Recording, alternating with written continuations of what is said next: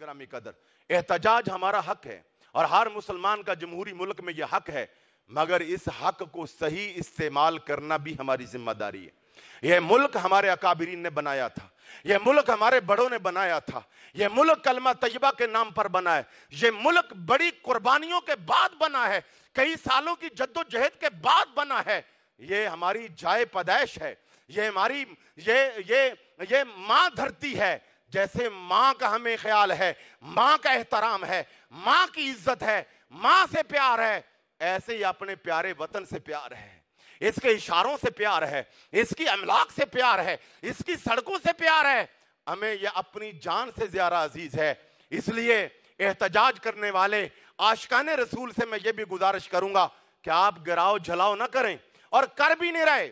میں اس میں آپ کو اپنا عینی شاہد ایک واقعہ بتاتا ہوں۔ 14 فروری 2006 جب مشرف میں اسی قانون کو غیر مؤثر کرنے کے لیے اس میں تبدیلی کی، وہ میں بتاتا ہوں کہ کیا تبدیلی کی، اور اس تبدیلی کے باوجود یہ کیس جو ہے وہ فائل ہوا، اس کے باوجود اس کو نہیں مانا جا رہا۔ تو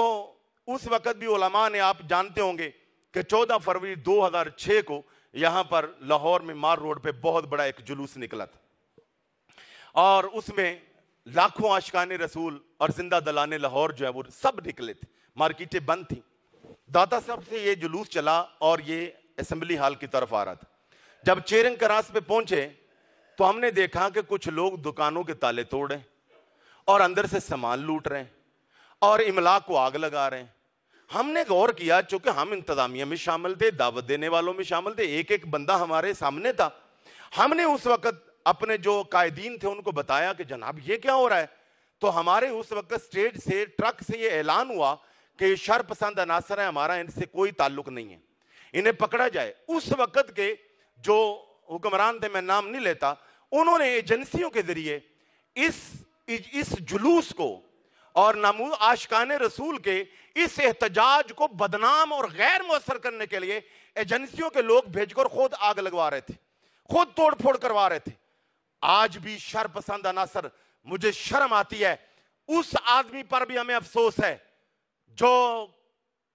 پاکستان کی کسی بھی املاک کا نقصان کرتا ہے، آگ لگاتا ہے، گراؤ جلاؤ کرتا ہے، مکمل مذمت کرتے ہیں، اور ہم سخت افسوس کا اظہار کرتے ہیں۔ اس سے بھی زیادہ افسوس اس بات پر ہے کہ ناموس رسالت کا مسئلہ ہے، اور کچھ ظالم ایسے ہیں پرانے ویڈیو کلپ اٹھا کر، دوسرے ملکوں کی املاک جلتی ہوئے تصویریں اٹھا کر وہ سوشل میڈیا پر وائرل کر کے ان عاشقان مصطفیٰ کے کھاتے میں گھڑ رہے ہیں۔ یہ جتنی اس کی مذمت کی جائے اتنی کم ہے، یہ بہت گھٹیا فعل ہے، اور یہ بالکل شر پسند عناصر ہیں جو اس پر اس طرح کے اوچھے ہتھکنڈے، اور یہ لبرل کے ایجنٹ ہوتے ہیں، یہود و عنود کے ایجنٹ ہوتے ہیں جو مسلمانوں کے پرامن احتجاج کو اس طرح بنانا چاہتے ہیں۔ احتجاج کرنے والے دوستوں سے میں عرض کروں گا کہ بالکل آپ کو نہیں پیچھے ہٹنا چاہیے، اور بالکل آپ کو اس پہ موقف پہ ڈٹے رہنا چاہیے، مگر میں اتنا ضرور عرض کروں گا کہ دیکھیے، ہم جب ممبر رسول پہ بیٹھتے ہیں ہماری ذمہ داریاں بڑھ جاتی ہیں۔ ہم جب دین کی ترجمانی کر رہے ہوتے ہیں، نمائندگی کر رہے ہوتے ہیں، ہمارا منصب کی وجہ سے ہماری ذمہ داریاں بڑھ جاتی ہیں۔ صبر تحمل کا مظاہرہ ہم نے زیادہ کرنا ہوتا ہے۔ اس میں کوئی شک نہیں کہ ناموس رسالت کا معاملہ ہے، اور اس پہ جذبات کو کنٹرول کرنا کسی کے بس کی بات نہیں ہے، کہ عشق اپنے فیصلے خود کرتا ہے، عشق اپنی راہیں خود نکالتا ہے، یہ کسی کے بس کی بات نہیں۔ مگر ہم نے یہ بھی دیکھنا ہے کہ ایک طرف ناموس رسالت کا پہرا دینا ہے، دوسری طرف ہم نے دیکھنا ہے کہ ہمارے کسی عمل کی وجہ سے اسلام پر انگلی کوئی نہ اٹھائے،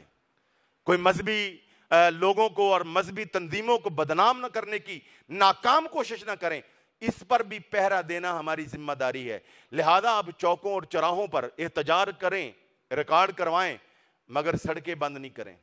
راستے نہیں روکیں، ایمبولینسز کو جانے دیں، خواتین کو جانے دیں، بچوں کو سکول جانے دیں، مارکیٹیں کھلنے دیں، اور پھر احتجاج کریں، اور اقوام عالم کو بتا دیں یہ دیکھو یہ ہوتے محمد عربی کے غلام جو اپنی بات بھی پوری کر رہے ہیں، احتجاج اور جذبات کا اظہار بھی کر رہے ہیں، مگر کسی کا راستہ نہیں روکا۔ نبی پاک صلی اللہ علیہ وسلم نے تو ایک روڑا بھی اٹکانے کی اجازت نہیں دی، چاہے جائے کہ ہم بڑے بڑے ٹرک اور ٹریلر کھڑے کر دیں۔ اس حوالے سے میں عرض کروں گا کہ ہمیں بالکل ایسا نہیں کرنا چاہیے۔ اور یہ ایسا کیوں کرنا پڑ رہا ہے؟ ایسا کیوں کرنا پڑ رہا ہے؟ لو آج سڑکیں کھول دیں، یہاں ساری عوام جا کر چوکوں چوراہوں پہ کھڑے ہو جائیں، یہ حکمران کہیں گے یہ تو پہلے سے آپ نے کہہ دیا کہ چھوٹا سا طبقہ ہے،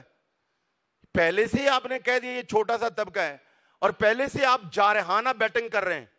اور دھمکیاں دے رہے ہیں۔ اور میرا خیال ہے کہ حکومت کو ابھی تک، یہ تمام حکمرانوں کو ابھی اس چیز کا احساس ہی نہیں ہو رہا کہ ہمیں حکومت مل چکی ہے۔ بھئی آپ کو حکومت مل چکی ہے، اب آپ حکمران ہیں، لہذا اپنی زبان، اپنی باڈی لینگویج اس کو ذرا درست کریں، اور آپ بالکل جارحانہ اور یہ دھمکی آمیز رویہ نہ اپنائیں۔